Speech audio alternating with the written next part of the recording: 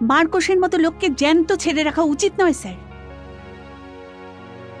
ঠিক আছে, তুমি কি জানো আমার এখানে 15 বছর হয়ে গেল ডিউটি প্রায়, কিন্তু তোমার মতন অফিসার অনেক কম দেখেছি দুর্গা। সিস্টেম আমাদের, কাজটাও সিস্টেমের মতন হবে। তুমি একটা সঠিক প্রমাণ নিয়ে এসো, তারপর তুমি এনকাউন্টারের পারমিশন নিয়ে যাও।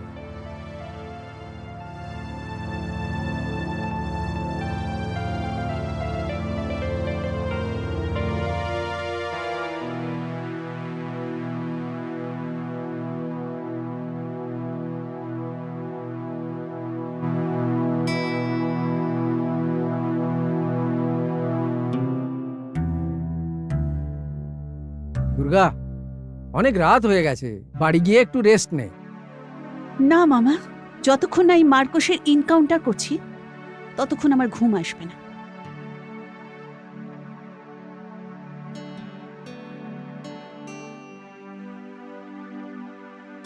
নমস্কার ম্যাডাম। হুম, যে ছেলেটাকে আপনি ডাকিয়েছিলেন সে এসেছে। দেখো বাবু, ভয় পেও না, বলো। স্যান্ডি আর দিদির সাথে দেখা হয়েছে এই 8 মাস হলো। বাড়িতে ওর আসা যাওয়া ছিল। ও যখনই আসতো ঠাকুমার আমার জন্য কিছু না কিছু আনতো।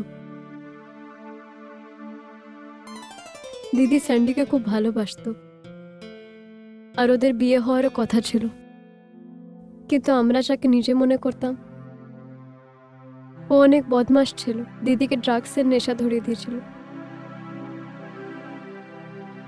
ওকে বিক্রি করতে চাইছিল।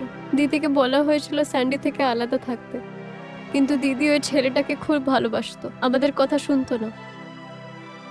স্যান্ডি যা বলতো দিদি তাই শুনতো। স্যান্ডি দিদিকে মুম্বাই নিয়ে যেতে চেয়েছিল। আমি আর ঠাকুমা এটা চাইনি, মেরে দিল আমার দিদিকে, মেরে দিয়েছে আমার দিদিকে।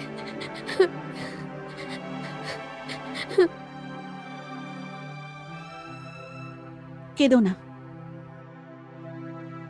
আচ্ছা, আমাকে একটা কথা বলো, তুমি কি করে জানলে যে স্যান্ডি তোমার দিদিকে বিক্রি করতে চাইছিল? আমি একদিন দিদি রুমের কাছে গেছিলাম, ও কারোর সাথে কথা বলছিল।